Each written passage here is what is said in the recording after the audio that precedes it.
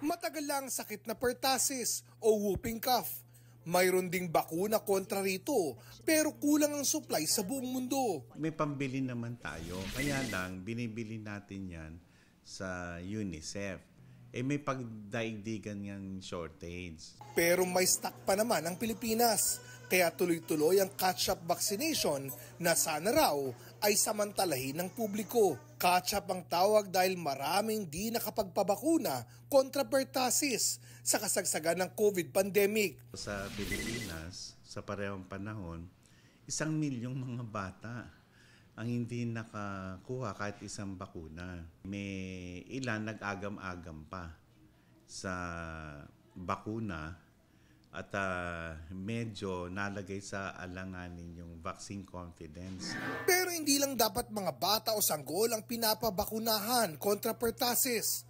Sabi ng Philippine College of Physicians o PCP, dapat bigyan ng booster dose ang mga teenager at adult. Para sa mga adolescent na nakumpleto ang series ng pagbabakuna laban sa diphtheria, tetanus at pertussis o DTaP. Inirekomenda ng PCP na mabigyan sila ng DTaP booster sa pagitan ng edad na 9 at 18.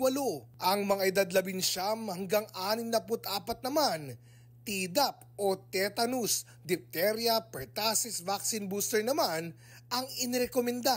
Minumungkahi rin ang Tdap vaccine para sa mga buntis. Sabi ng PCP, kaisa sila ng gobyerno sa pagtugon sa mga kaso ng pertussis sa bansa na ngayon umaabot na sa 568 ngayong taon. Base sa datos ng Department of Health, 4 na po rito ang nasawi. Pero sabi ng DOH, kontrolado na ang mga kaso ng pertussis. Parang nagpa-plateau siya pero we're closely monitor. Luckily, meron tayong bakuna para dito. So very important, walang dapat ikatakot dito sa sakit na pertussis. Sakaling tamaan ng sakit, may gamot para rito. Kaya mahalagang ma-detect agad ito ng maaga. Para sa GMA Integrated News, ako si Oscar Oida, ang inyong saksi.